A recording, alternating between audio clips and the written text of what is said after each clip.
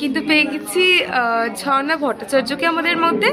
এবং আমি কিন্তু জিজ্ঞেস করে নেবো, একজন পোয়েট, তুমি তো একজন লেখিকা, তারপরেও এরকম একটা ইভেন্টে এসে তোমার কেমন লাগছে?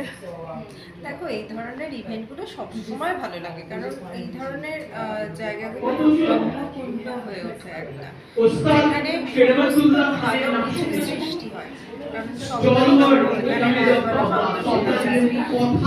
এই যে যোগ্যটা কিসের জন্য হচ্ছে? আমাদের ঐতিহ্যকে বহন করার জন্য।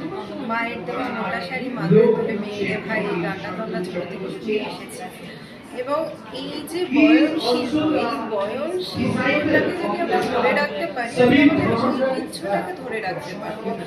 আর শিল্পীরা তো সবসময় খোঁজে, আমি যে লিখি আমিও সবসময় খুঁজে বেড়াচ্ছি সিস্টারের মতো মেয়েরা যত আমাদের শিকড়কে আঁকড়ে রাখবে, শিকড়ে জল দেবে, তত আমরা আমাদের শিকড়কে ভালো কিছু রেখে যেতে পারবো। এবং আমাদের ইতিহাসে কি ছিল, আমাদের আগেকার মানুষ এই ধরনের পোশাক আশাক করতো, এই ধরনের খাবার খেত, সেগুলো আমরা এই কাজগুলোর মাধ্যমেই জানতে পারবো। কারণ আধুনিকতা আসবে কালের নিয়মে, কিন্তু যদি শিকড় না থাকে তাহলে সব কিছু বৃথা। এমনিতেই বলে বাঙালি আত্মবিস্মৃত যায়।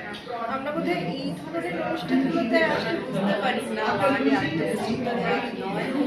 যত আমরা ঋণাত্মক কথা ইউনিভার্সকে ছুড়ে দেবো, ইউনিভার্সও আমাদের তত ঋণাত্মক কথাই ছুড়ে দেবো। আর এই ধরনের জায়গায় আসলে, এই ধরনের কর্মসূচি দেখলে মনে হয় যে আমরা ধনাত্মক এনার্জি ইউনিভার্সে ছুড়ে দিচ্ছি, এবং ইউনিভার্সও আমাদের কাছে ধনাত্মক এনার্জি ছুড়ে দেবে, এবং প্রত্যেকের ভালো হবে, ভালো সমাজ যেতে পারবো। এখনকার দিনে দাঁড়িয়ে ঐতিহ্যকে ধরে রাখাটা কতটা জরুরি? অনেকটা জরুরি, কারণ যা দেখছি চারপাশে, সামনে ভোট দেখছো, এবং দেখছো যে গুরুজনরা ব্যক্তি আক্রমণ করছে। আমরা সোশ্যাল মিডিয়া খুললেই দেখতে পাচ্ছি যে যাকে যা খুশি বলে দিতে পারছে। এটা কিন্তু আগে ছিল তা ওই যে আগে ছিল না, আমরা সেই নীতি বাক্য করতাম সব গল্পের শেষে, আর আমাদের সহজ পাঠ বর্ণ পরিচয় ছিল। আজ মঙ্গলবার জঙ্গল কাটার দিন, নিজের বাড়ির জঙ্গলটা বা নিজের বাড়ির আগাছাটাই শুধু কাটবো না, পাশের বাড়ির জঙ্গলটা, পাশের বাড়ির আগাছাটাও কাটার দরকার, কারণ ওখানেও কিন্তু বিষাক্ত সাপ থাকতে পারে।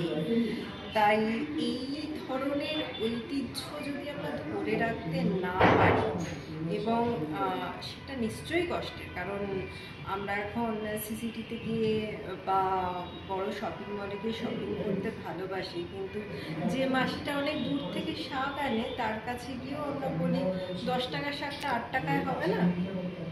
মানবিকতাটা হারিয়ে যাচ্ছে। তাই বইগুলো পড়ার দরকার। যে জিনিসটা কষ্টের সেটা তো কষ্টেরই, কিন্তু যেটা কষ্টের সেটাই বোধহয় দীর্ঘমেয়াদী হয়। কারণ লিফটে উঠলে না সিঁড়ির প্রত্যেকটা ধাপকে চেনা যায় না, তাহলে ওপরে আগুন লাগলে কীভাবে নামবো আমরা জানতে পারি না। তাই কষ্ট যেটা, সেই কষ্টটা করেই আমরা একটু একটু করে এগোই সবাই মিলে। Thank you ma'am, thank you.